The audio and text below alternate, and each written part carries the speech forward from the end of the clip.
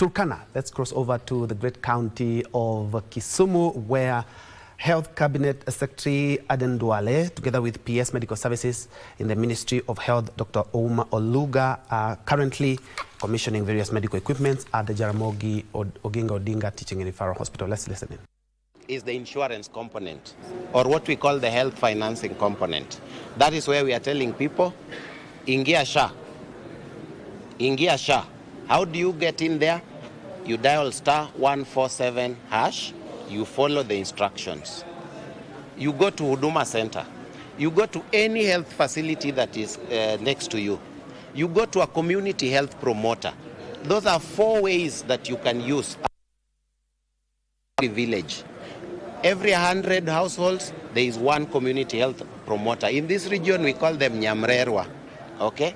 So these are people who can register you. You go to any Huduma Center, you can be registered. You go to any health facility, you can be registered.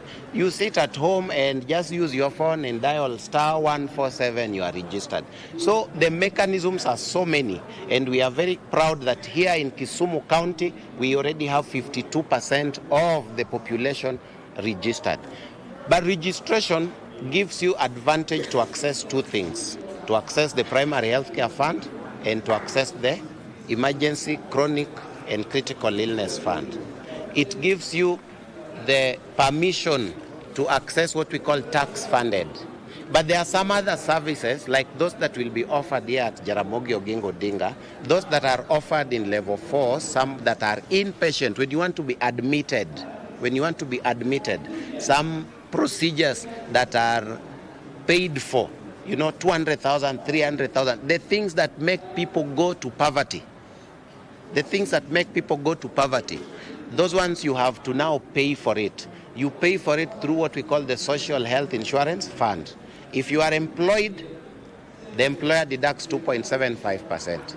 If you are not employed, you go through what we call a means testing. Means testing is a mechanism that is scientific, that just shows your economic status. Kama we ni mtu wa kuuza banana, it shows mtu wa kuuza banana anafaa alipe kiasi hii. Mtu wa kuuza machungwa kiasi ingine. Somebody else who does boda, something else. So it is because we are all not equal.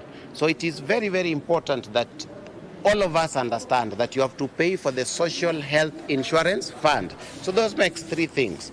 The primary health care fund, which is appropriated by Parliament.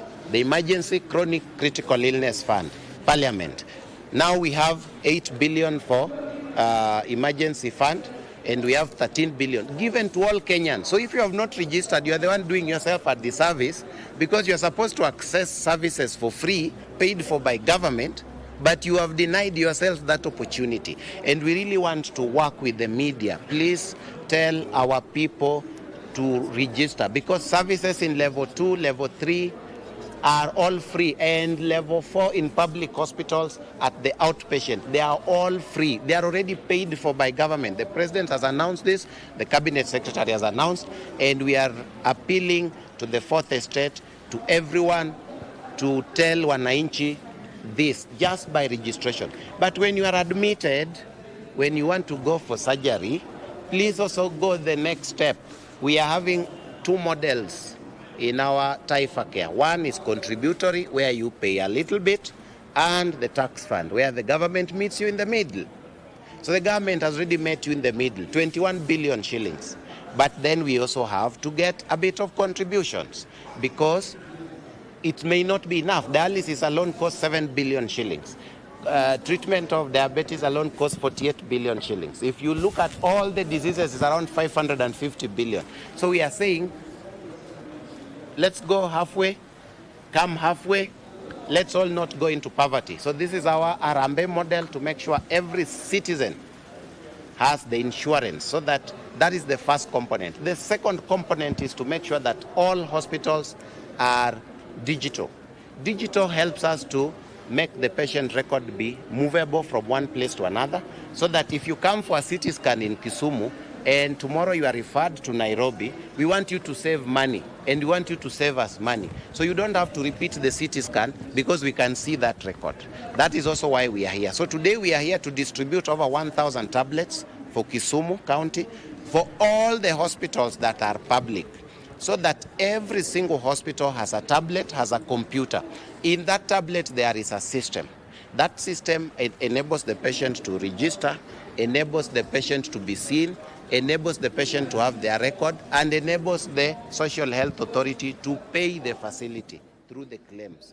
And so we want to make sure that all public facilities